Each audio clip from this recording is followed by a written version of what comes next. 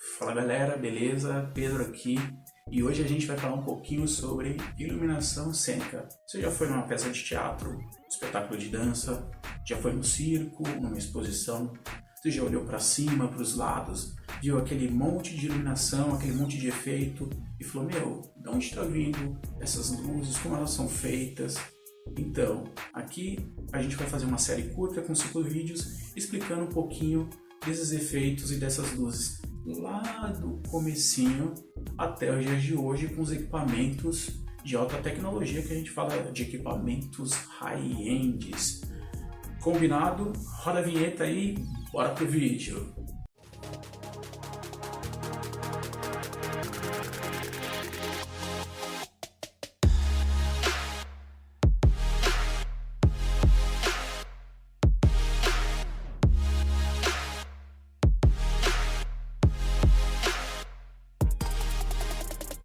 Então, galera, antes da gente começar a falar sobre iluminação mesmo, a gente tem que falar sobre luz.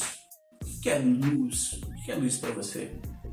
A luz, durante muito tempo, e até nos dias atuais, ela é fonte de pesquisa na área da física, da astronomia, do estudo das cores. Então, a luz, ela é abrangente em várias áreas, em vários estudos. E se a gente for parar assim e pegar de uma maneira bem básica e for falar sobre o que é iluminação, a iluminação são ondas eletromagnéticas que transportam energia através do espaço sem transmitir matéria. Então, essas ondas eletromagnéticas, elas são recebidas pelos nossos olhos, os nossos olhos transformam essas ondas em informações, em impulsos eletromagnéticos que enviam para o nosso cérebro vai receber essas informações e vai transformar isso em uma informação que é claridade, que é a luz, que a gente poderia enxergar as coisas, né? Assim, é meio, como eu posso dizer, de uma maneira bem simples, entre aspas, explicar o que é luz, mas é basicamente isso que a gente fala. Então tem uma coisa bem interessante também, né, que isso é particular meu, que também sou iluminador e tudo mais. Enquanto eu estava ali trabalhando com iluminação e tudo mais, teve um amigo meu que falou sobre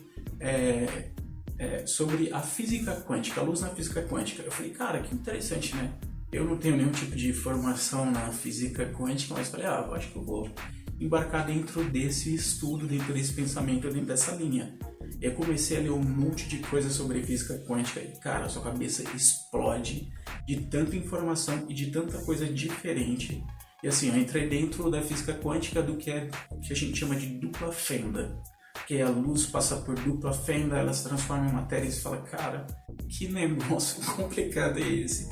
Então naquela época eu tinha muita coisa para fazer, eu tinha trabalho, eu estava acabando de sair das minhas áreas de estudo e tudo mais, embarcando em vários projetos. Eu falei, eu acho que eu não tenho tempo para estudar essa área da física quântica, da dupla fenda, então eu acabei deixando isso de lado. Mas galera, assim, a luz é fonte de pesquisa em várias áreas e é muito interessante falar de tudo isso.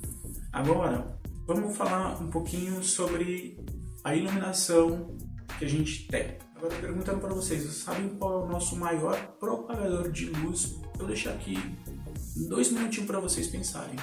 Não, brincadeira, não vou deixar 2 minutinhos para vocês pensarem. O nosso maior propagador de luz, eu vou pedir para vocês fazerem um pequeno movimento com a cabeça para cima, durante o dia. Sim, o Sol. O Sol é o nosso maior propagador de luz e a nossa maior fonte de energia. É muito legal isso, né? Porque a nossa maior fonte de energia, o nosso maior propagador de luz está aí desde quando a vida é vida, desde quando a Terra é Terra, né? A gente se pergunta, quem foram as primeiras pessoas a utilizarem luz como forma de encenação? Todo mundo fala, foi o povo grego, foi ali no teatro romano. Não, na verdade, as primeiras pessoas que a gente tem os estudos foram lá nos povos primitivos, com as suas danças primitivas há milhares e milhares de anos antes de Cristo, e que começaram a utilizar a luz solar como fonte de iluminação para eles e fazerem oferendas aos deuses das colheitas e tudo mais. Isso é uma história muito fascinante, né, quando a gente para pensar.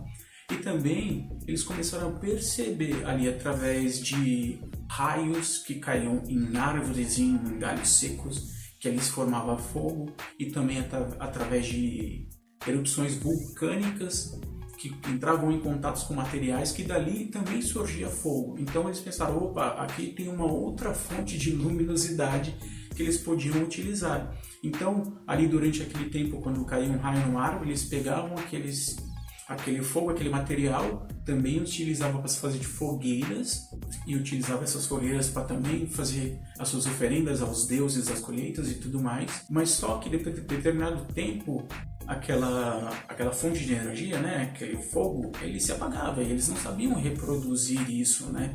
Então tem estudos que baseiam aí que, acho que é 7.000 anos antes de Cristo, é mais ou menos isso, produção? 7.000 anos antes de Cristo? 9.000 anos. De estudos de arqueólogos de 9.000 anos antes de Cristo, que eles já começaram a fazer fogueiras através de fricções entre galhos e pedras para se criar fogos. Aí eles acabaram migrando esse tipo de luminosidade para dentro das cavernas, e ali eles também faziam seus rituais, desenhos pictográficos dentro das cavernas. E aí a gente também tem a evolução da arte, né? Que veio da dança e depois para as pinturas dentro das cavernas, e a gente começa num passo a passo a evolução da iluminação, começando primeiro com o sol, passando agora pela fogueira, mas não deixando de lado o sol, que também era algo muito importante na época, porque a gente ainda não tinha nenhum tipo de equipamento e tudo mais. Então, produção, tem mais uma informação aí, né? Então, bem importante, porque eles usavam disso para poder usar contra os animais, para não intimidá-los, para eles não ser comida e não ser comida deles, não comerem e não se tornarem a comida dos animais. É muito louco, né? Porque se a gente for ver, eles também utilizavam fonte de luz para espantar os animais, porque eles queriam tanto caçar eles para comer eles, ou pensavam, opa, se eu não conseguir caçar eles e comer eles, pelo menos eu não vou ser a comida deles durante um bom tempo, né? Exato. Então, pessoal, agora a gente vai pular lá do povo primitivo, e agora sim a gente vai pro pessoal do teatro grego, né? O teatro grego é muito legal, porque primeiro eles começavam ali entre 500 e 600 a.C. com oferendas dionisíacas, que era para o deus Baco, né? O deus do vinho, o deus da colheita. E assim, eles passavam semanas fazendo festivais durante a semana nas ruas e tudo mais, com o povo dançando e cantando e fazendo todas essas oferendas. E isso durava muito tempo. Agora imagina, né? Provavelmente devia ser o carnaval daquela época, né? Ou não, né? Ou o carnaval que veio desses pensamentos, dessas folias e tudo mais. Então, os gregos começaram a evoluir todo esse movimento que acontecia, essas danças, e teve se não me engano, um rapaz chamado Téspis. É Téspis, produção? Téspis. O Téspis, pelo que a gente leu, pelo que a gente pesquisou, o Téspis, ele estava num desses festivais e colocou uma máscara e disse: eu sou Baco. Eu sou Deus Baco, né? Então ele começou a interagir com o coro que estava ali, que é o que tudo indica. Téspis foi ali o primeiro ator, o primeiro produtor teatral, começando a interagir tanto com o coro, começando a criar as produções e as peças. Isso é muito legal, porque o governo também abraçou essa ideia, e isso acabou se gerando toda uma infraestrutura teatral ali para o governo, para a cidade, para as pessoas, e todo um desenvolvimento da arte mesmo, né? Então, olha como é que é muito interessante, né?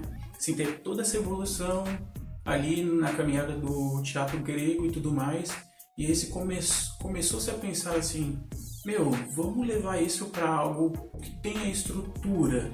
Então eles começaram a desenvolver então os teatros gregos.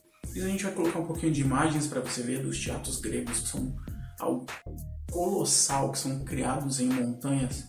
E assim, quando eles começaram a desenvolver esses pensamentos, eles queriam aproveitar o máximo da iluminação, do amanhecer até o anoitecer, para se aproveitar o máximo das atividades do teatro, da música e tudo mais ali que acontecia. Então tinha todo um projeto, um pensamento arquitetônico, uma angulação de onde eles iam montar essas infraestruturas, onde eles iam criar essas arquibancadas imensas, né? A gente vai colocar umas imagens para você ver, que são coisas lindas de se ver, e começaram a montar essas infraestruturas pensando exatamente em quem? Na plateia e no palco. Então, naquela época já se pensava em construir isso, onde a luz não rebatia no olho do público e também conseguia iluminar de uma certa forma, do começo da luz até o final da luz, o palco de uma maneira que ficasse agradável tanto para os artistas que estivessem ali, para os coros que estivessem ali cantando, quanto para o público, né? Então você vê como é que a infraestrutura e a inteligência da humanidade começou a evoluir assim de uma maneira muito grande, e a fusão da arte, tanto da criação da iluminação como do teatro, foi algo impressionante, assim. Então é enriquecedor a evolução do teatro grego para todo mundo que vence a utilizar o teatro até hoje em dia. Então, galera, agora a gente vai falar um pouquinho sobre o teatro romano. O teatro romano, ele bebeu um pouco do berço do teatro grego, né?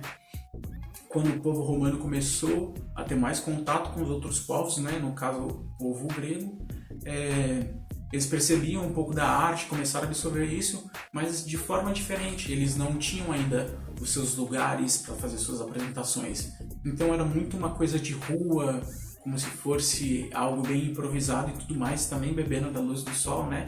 Porque até então eles não tinham nenhum tipo de aparato como o povo grego ou os povos primitivos. Mas eles tiveram uma certa evolução até eles tiverem os seus lugares onde sentar, né? Nas próprias praças e tudo mais. Mas aconteceu algo muito, assim, é muito legal, galera. Quer dizer, né? Não posso dizer se isso é muito legal, né, produção? Porque até então, se você tiver a opção de sentar ou ficar em pé, acho que você vai querer ficar sentada, né? Com certeza eu sentaria. Imagina.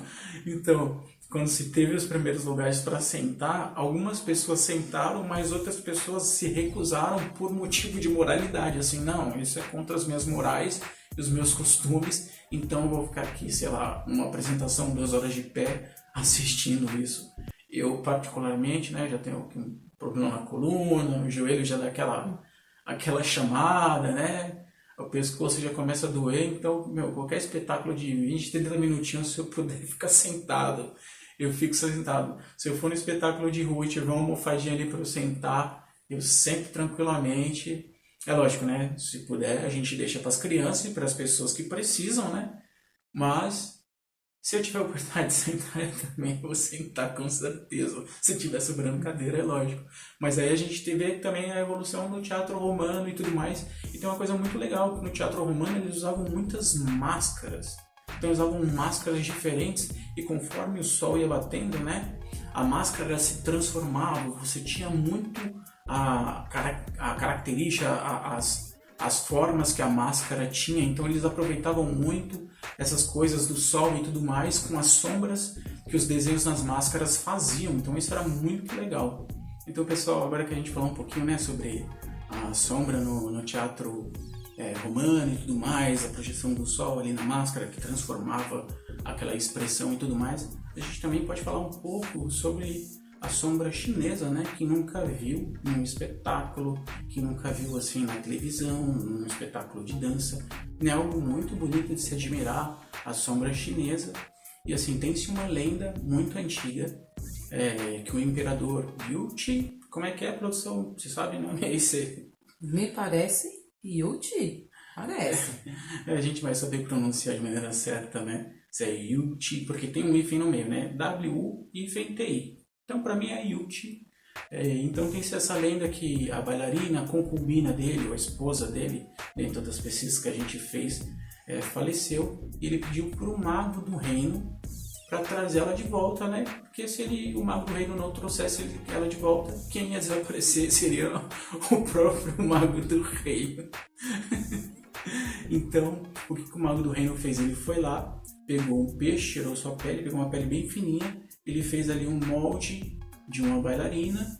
Então ele pegou-se um tecido durante o dia, um tecido bem transparente, colocou ali na frente da janela do Palácio do Reino, e ao som de flautas, ali bem bonitinho, de uma maneira leve, chamou-se o rei então projetou a sombra da bailarina com movimentos leves, e isso agradou-se o rei. Então tem-se daí que foi o surgimento ali da sombra chinesa que veio dessa lenda, né? Essa lenda, exatamente. Então isso é bem bonito, né? Que algo que a gente usa até hoje tem-se a história dentro de uma lenda, né? A gente não sabe se é exatamente isso, mas dentro das pessoas diz que é a lenda, então a gente acredita. A gente sabe que o teatro de bonecos já é algo muito famoso na área do Ocidente há muitos e muitos anos, mas que a sombra chinesa só começou a ser usada a partir dessa lenda. Então, pessoal, agora a gente vai falar um pouco sobre a luz na Idade Média, né? A gente tem que ver um pouco das diferenças, da evolução que vem seguindo, ali do povo primitivo, ali do teatro grego, romano, da sombra chinesa.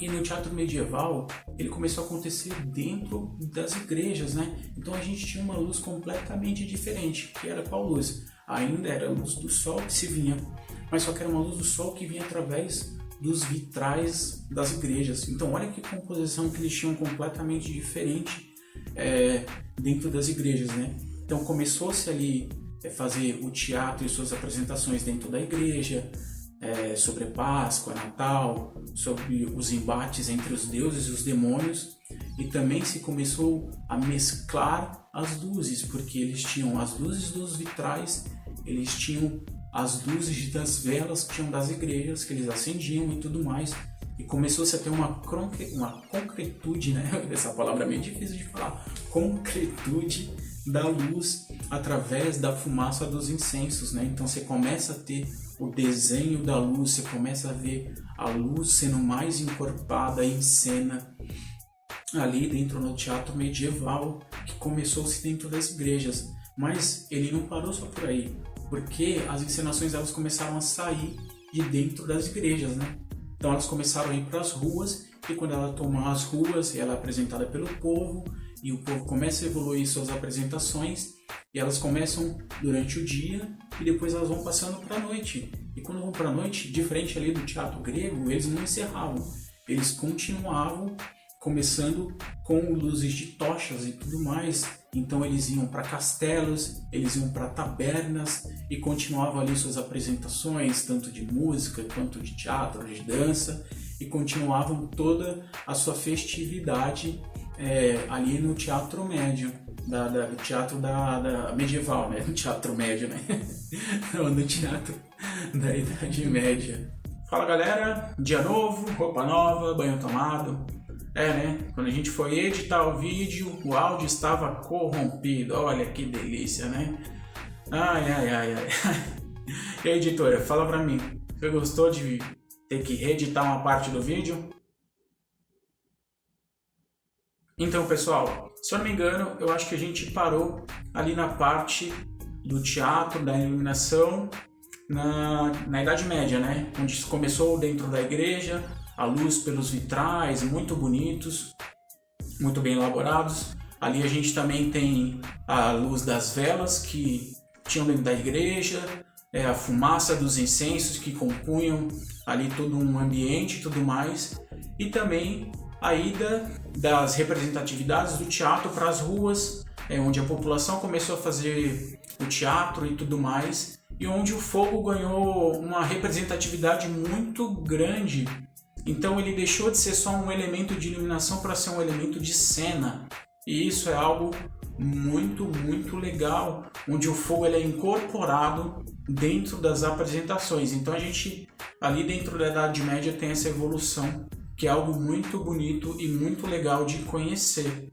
E agora dando um salto da Idade Média, a gente vai para o teatro elisabetano, ali com o renascentismo e tudo mais. O teatro elisabetano, ele bebeu muito da cultura do teatro grego e do teatro romano. Eles tiveram muito acesso ao conhecimento desse tipo de teatro, e eles acabaram construindo suas infraestruturas muito parecidas, muito lembradas, e bebendo muito desse berço, e também ali também da Idade Média. Então a gente tem a construção dos teatros também a céu aberto, sem a parte do teto. A gente tem as janelas por trás e pelas laterais dos teatros, onde também eram feitos os teatros, e em outra parte tinha-se a taberna, que era algo muito legal. Então a pessoa ia para teatro, ia para a taberna, juntava os dois e se mesclava, indo para um e para outro. Dentro do teatro elisabetano, a gente também tem os grandes escritores. Acho que o mais conhecido é William Shakespeare, se eu não me engano, né? Será que tem alguém... Ô, produção, será que tem alguém que não conhece William Shakespeare? Acho que não. Você conhece William Shakespeare? Conheço. Cita uma peça do William Shakespeare. Romeu e Julieta. Ah lá, Romeu e Julieta. E aí, alguém? Você conhece mais alguma outra? Já ouviu falar Macbeth, Rei Lear, Ricardo III? Ricardo III, sim. Não. Você lembra que eu fiz Ricardo III quando eu estudei, né? Você fez, né? Eu fiz Ricardo III, galera. Eu tive o prazer, tive a honra de fazer Ricardo III, de incorporar Ricardo III no teatro. E foi algo, eu fico até arrepiado só de lembrar, porque é um papel dificílimo. E também tive a oportunidade de iluminar um espetáculo do Ricardo III. Então você tem ali no teatro elisabetano todo esse conhecimento, toda a arquitetura que vem ali do teatro grego e do teatro romano, que foi algo muito bem pensado, era algo muito bem elaborado para se aproveitar, né? Como eu disse, para se aproveitar a luz do sol do comecinho do dia até o entardecer. O teatro elisabetano ele vem construindo e ele constrói novas formas de teatro com uma arquitetura diferente, mas pensado ali para se aproveitar o máximo da luz do dia e também utilizando da luz do fogo, utilizando de ribaltas, que eram muito importantes. A gente também tem pesquisas que dizem que ali no teatro elisabetano e tudo mais foi onde se pensou também em cores para se usar. Se não usava, eles pintavam vidros para tentar criar uma iluminação com cores e tudo mais. E é interessante que na igreja essas cores elas eram naturais, porque os vitrais eles eram coloridos, né? Então eu acho que em algum lugar eles pensaram nisso, né? De pegar ali e falar, olha, na igreja tinha um tipo de cor, a gente pode tentar reproduzir isso de uma maneira diferente, porque no teatro elisabetano os vitrais e janelas que tinham lá não tinham vidro, né? Eram só as molduras e tudo mais. Então, recapitulando tudo que a gente disse, tudo que a gente falou, primeiro a gente começou falando sobre o Sol, né? Que é a nossa maior fonte de energia. A gente também falou sobre os povos primitivos. Povos? De provas? Não. A gente falou sobre os povos primitivos que usavam a luz do dia, faziam as suas oferendas para os deuses. A gente também comentou... Ó, a criança batendo o pé no teto, né? A gente pede para todo mundo ficar quietinho, mas o pessoal não fica quieto. A gente também comentou que eles usavam ali a fogueira, tiveram conhecimento da fogueira, por raios que caíam em árvores, por erupções vulcânicas, para ter acesso a outro tipo de material de iluminação, que foi o fogo. Depois eles aprenderam, evoluíram, levaram esse fogo para as cavernas. Ali eles começaram a fazer seus desenhos, as suas danças e evoluíram nessa questão. Aí depois a gente tem um salto para o teatro grego com as suas arquibancadas, suas estruturas magníficas que vocês viram nas imagens. São algo de tirar o fôlego. Eu acho que estando ali, de emocionar alguém, de se pensar que há muito tempo atrás, há tanto tempo atrás, antes de Cristo, arquitetos, engenheiros tinham pensado em infraestruturas para a arte, já pensando em iluminação, que é algo muito legal, sem ter nenhum tipo de equipamento, só utilizando a luz solar. A gente também passou pelo povo romano, que começou ali pela rua, pelas praças, e depois eles bebem muito do povo grego, do conhecimento, e constroem os seus teatros muito parecidos com os teatros gregos, nas montanhas, ali fazendo toda uma infraestrutura parecida, e se não fossem montanhas, eram construídas nas cidades, mas que se lembrassem muito como se estivessem em montanhas, então era algo muito legal. Agora a gente passa também ali pelo teatro de sombras, né, as sombras chinesas, sobre a lenda do Yuti, Yuti, esse nome, né? Sobre Yuti, sobre o imperador chinês e sobre as sombras chinesas. Eu acho que eu não cheguei a comentar, mas eu trabalhei num espetáculo que tinha sombras chinesas alguns anos atrás, não, né, gente? Eu acho que tem pelo menos aí uns 5, 6 anos. Então, já tem um tempinho. Eu tive a oportunidade de trabalhar num espetáculo, se eu não me engano chamava Biriri e o Pote Vazio, e se eu não me engano também era um conto chinês, japonês, não vou lembrar o certo, vou colocar uma legenda para relembrar, e era muito legal tanto ver quanto assistir e quanto ver tecnicamente como acontecia o processo. Eu acho que tanto você vê como público, você vê como um técnico que está acompanhando ali na hora, e você ter todo esse conhecimento ou você trabalhar fazendo é algo realmente incrível, porque a sombra chinesa, ela, apesar dela ser só sombra, ela, assim como o ator, ela traz uma emoção muito grande para quem está assistindo. Ela traz sentimento, ela traz verdade. E eu sentia tudo isso enquanto eu estava trabalhando. Eu conseguia sentir toda a energia, todo esse sentimento que tinha ali na sombra chinesa. Era muito legal. E aí depois da sombra chinesa, a gente tem ali na Idade Média a iluminação dentro das igrejas, a luz pelos vitrais coloridos muito bonitos. Você tem as velas, você tem a fumaça dos incensos para criar todo o ambiente. Aí você tem a saída do teatro das igrejas indo para as ruas. Você tem ali o fogo com uma representatividade e não só mais como um elemento de iluminação, né? Depois disso, agora a gente encerra, como eu disse, com o teatro elisabetano, que é um teatro que bebeu muito ali do berço de todos esses processos, tanto do grego quanto do romano, do teatro medieval, e ele consegue juntar tudo isso para trazer elementos novos e criar todo um ambiente, toda a sua própria infraestrutura de teatro, que vai levar a uma evolução muito grande da arte, que depois tem a evolução para as caixas pretas, que são os teatros fechados, que aí você tem ali a luz do fogo, você tem a luz de velas muito presentes dentro da caixa preta, que a gente fala muito isso, é uma caixa preta dentro do teatro e tudo mais. Então foi muito enriquecedor passar isso para vocês, estudar muito dessa arte, né? Até porque eu também não conhecia tudo isso que eu tô falando, então a gente vai, busca, estuda, lê e relê de novo e anota e tem esse conhecimento pra gente, para levar isso, passar para outras pessoas, para conversar com amigos de iluminação e também trazer e absorver o que eles têm de conhecimento dessas informações. Então, pessoal, o vídeo de hoje se encerra por aqui.